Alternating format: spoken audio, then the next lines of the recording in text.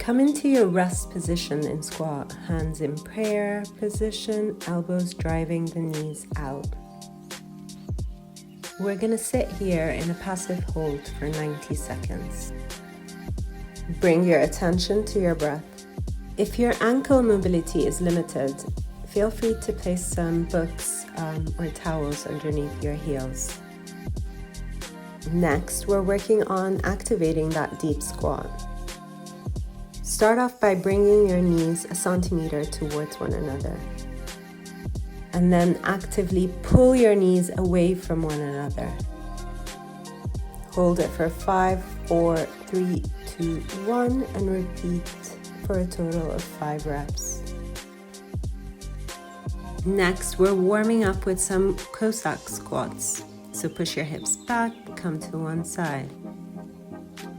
Try to stay low as you transition slowly from one side to the other.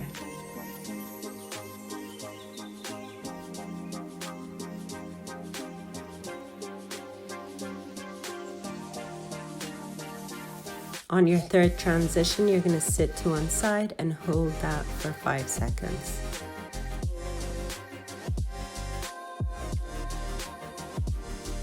Do 3 more transitions and hold it on the opposite side.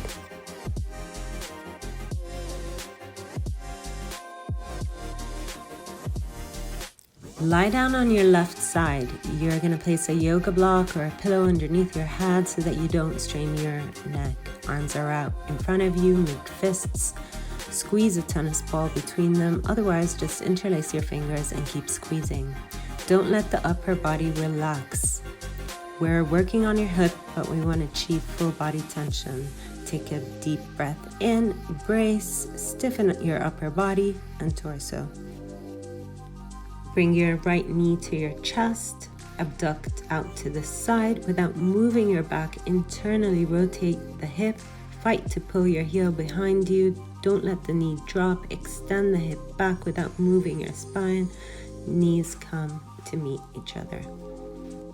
That's half a rep, and now we reverse. Kick back, extension of the hip without extending your spine, abduct out to the side, externally rotate, back to the chest, and knees come down to meet each other. We're gonna go for 3 reps in each direction.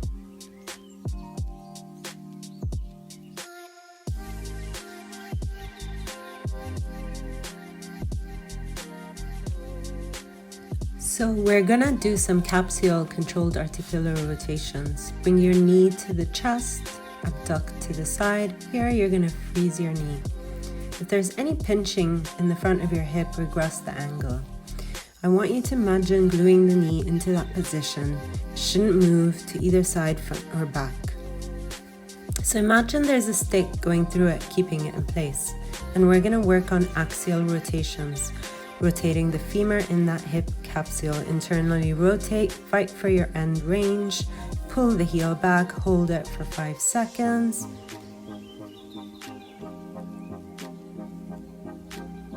And then externally rotate, pull your heel forward, keep driving that knee out.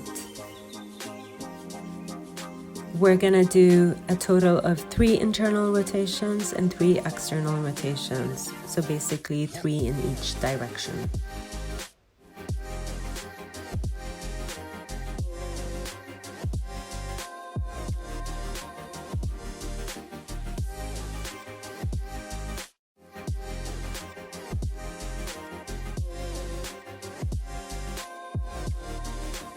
So next we're coming into frog stretch. This is a really good stretch for the groin. Bring your knees as far away as possible while still keeping heels on the ground.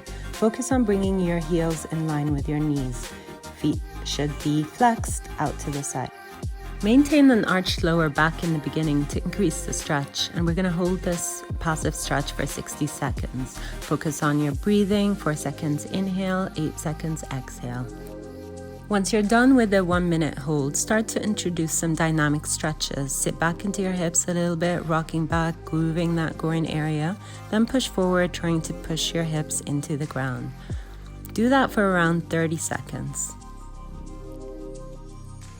Next, we're working on our contractions. Take a deep breath in, exhale everything out, sniff some air into your abs, get nice and tight, tension the inside of your thighs and try to push them into the ground. Every single second, you're trying to build up tension so that you're progressively loading your tissues. Knees should not be moving. This is an isometric hold. Keep pushing down for 15 seconds. And then we're going into our next contraction. So for that, you want to pull your hips apart, actively trying to lift your knees up off the ground. Use everything on the outside of your hip to pull yourself deeper into the stretch. Actively hold that contraction for 10 seconds.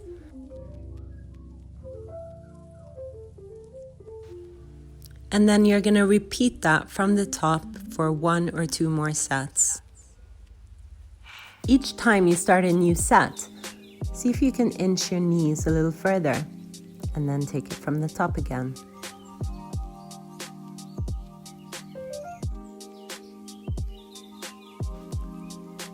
Start off by sitting in 90-90. If you can't sit upright, bring a hand to the floor. You can even lean to the side, but keep your torso upright. We're going to start off by isometrically pushing down the knee, shin, and ankle into the ground. Then, maintaining that maximum amount of pressure crushing down into the ground, you're now going to lengthen your hips and glutes by hinging at your hips, pulling your torso and chest over your leg. Make sure that you're pushing the ground away from you with your knee, shin, and ankle at all times as you go down. Lengthen through your spine. Make sure you're not rounding your back.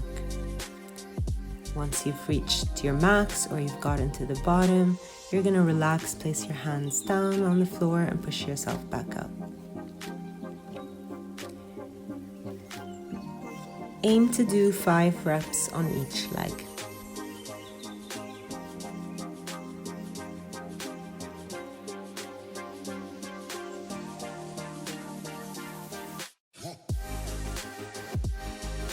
Come into lunge position and put your left foot forward. Put your hands on your hip for feedback.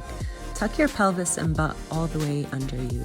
You're going to take a big deep breath in for 4, filling up your abdomen with air, and then exhale everything out, trying to tuck your pelvis in even more for 8 seconds. You should start to feel a nice deep stretch in your hip flexor and even your quad. Hold this position for 1 minute. Once you've held it for a minute, take a deep breath in, exhale everything out, and keep your hips tightly tucked under. Start to drive your right knee actively into the ground.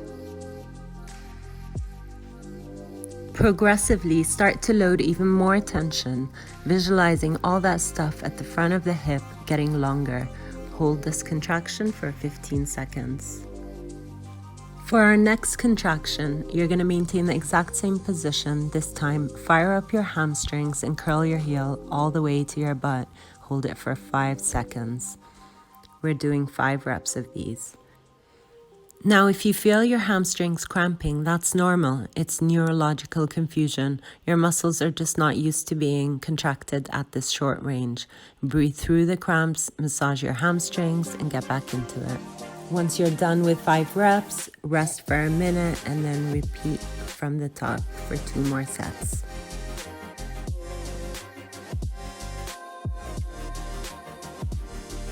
So next we're working on some kinetic squats. You don't actually have to have a deep squat for this. You're going to work with whatever range you do have, but you need to give it 100% effort. So your regressive tissues, everything that's on your front side of your body, is working really hard and tensing up to contract, to pull you in. So contract your shins, quads, hip flexors, abs, all the anterior chain, and pull yourself deep into a squat. Now, on your way up, you want to activate all your progressive tissues, your calves, your hamstrings, your glutes. You're going to contract them all as you drive your feet into the floor, spreading it and pushing it away from you.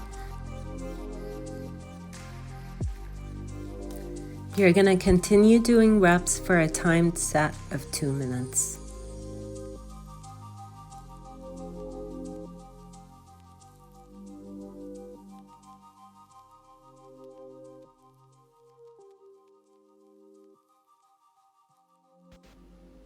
And that's it. It's now your turn.